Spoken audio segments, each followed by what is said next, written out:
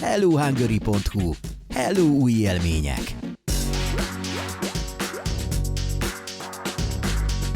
Specialty kávézás szerintem a legmagasabb minőségű alapanyagot és a legízletesebb kávékat jelenti. Gyakorlatilag a farmról indulunk el, ahol a specialty kávékat osztályozzák 0-tól 100 pontig, és a 80-100 pont közötti részt a specialty-nek minősítik, tehát a legmagasabb minőségű nyersanyag. Azok a helyek számítanak specialty kávézónak, vagy specialty kávépörkölőknek, akik ezeket a nagyon magas minőségű nyers kávékat dolgozzák fel, és bocsátják a vendégeik elé. Teljesen más ízélményt fogsz kapni, mint a kereskedelmi kávétól, ugyanis itt a kávénövény fajtára és feldolgozásra jellemző ízek jönnek elő, nem pedig a pörköltségi szint. Ha átlagban nézünk kapszulás, podos, gyors felhasználású kereskedelmi kávékat, és felszorzod a grammukat, hogy mennyibe kerül neked egy adag, akkor 1 kiló kávé átlagosan 35 000 forintra jön ki egy kereskedelmi minőségből. Míg a magyar specialty kávépörkölőktől olyan 14-16 000 forintért a legfrissebb szüretből tudsz válogatni.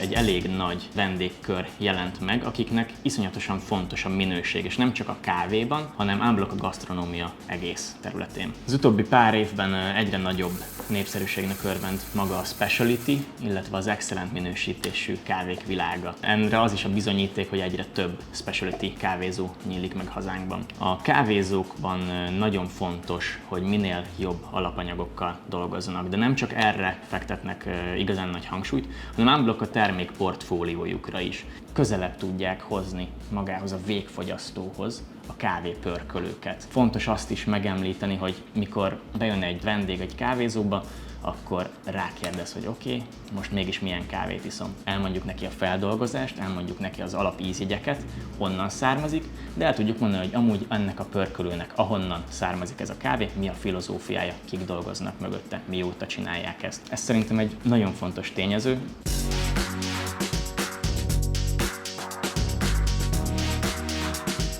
Számunkra az új hullámos kávé az egyet jelent a jobbra törekvéssel. Próbálunk minél minőségibb termékeket kiadni a kezünkből. Ez egyet jelent azzal, hogy újrahasznosítunk, low-waste életmódot folytatunk, amennyire csak lehet. A hazai termelőkkel tartjuk a kapcsolatot, környékből szerezzük be az alapanyagokat. Nem forgalmazunk nagy üdítőmárkáknak az üdítőit, hanem mi készítjük el az alapanyagokat. Termelői szörpökből készítjük az üdítőket, és házi szirupokat készítünk hozzá. Szűrjük a vizet, és mit csináljuk a szódát.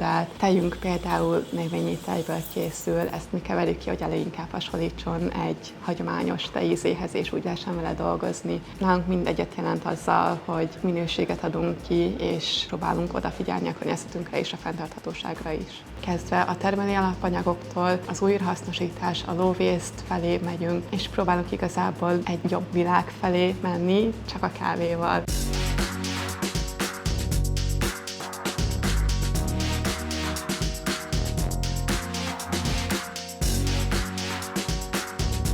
Lehet valakinek nagyon hiper-szuper kávégépe, vagy nagyon-nagyon jó kávéja, hogyha azt nem megfelelően készíti el, akkor nem biztos, hogy a végeredmény abból a nagyon spéci kávéból, vagy esetleg egy nagyon spéci géppel jó lesz. Ha tudatosan fogyaszt kávét, és tudja, hogy mit fogyaszt, honnan, milyen termőhelyről, az hogy tudja elkészíteni megfelelően úgy, hogy a legjobb ízeket hozza ki belőle. Nekünk kávépörkölőknek azért nagyon-nagyon fontos az edukáció, hogy ezáltal egy tudatos vásárlót és fogyasztók réteget alakítsunk ki, akik tudják azt, hogy ha oda jönnek egy spéci kávézóba vagy egy kávépörkölőhöz például, akkor ha megnézik, hogy mi van a polcon, milyen kávék, akkor tudatosan tudjon levenni onnan tételt, és ne egy nagy áruháznak feltétlenül a polcáról vegyen le egy fél éve vagy éve pörkölt kávét. Tehát én azt gondolom, hogy az edukáció a kulcsa annak, hogy valaki jó minőségű kávét tudjon készíteni.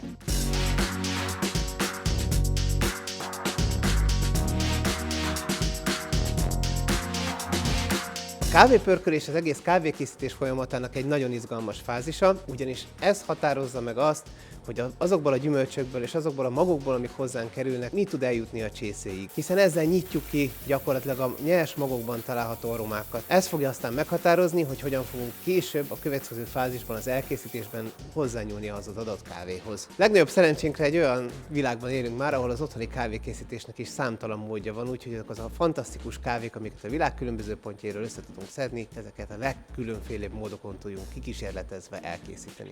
Ha már sikerült rátenni a kezünket fantasztikus specialty kávészemekre, amíg aztán még jobban meglettek pörkölve, az a legkevesebb, amit megtehetünk, hogy ezt azért tökéletesen megpróbáljuk legalábbis elkészíteni.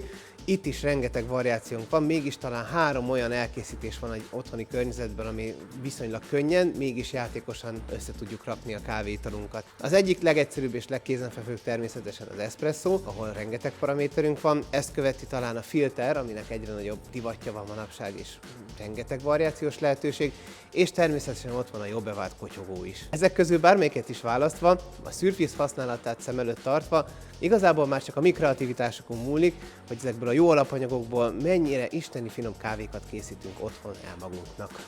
hellohungary.hu. Hello új élmények!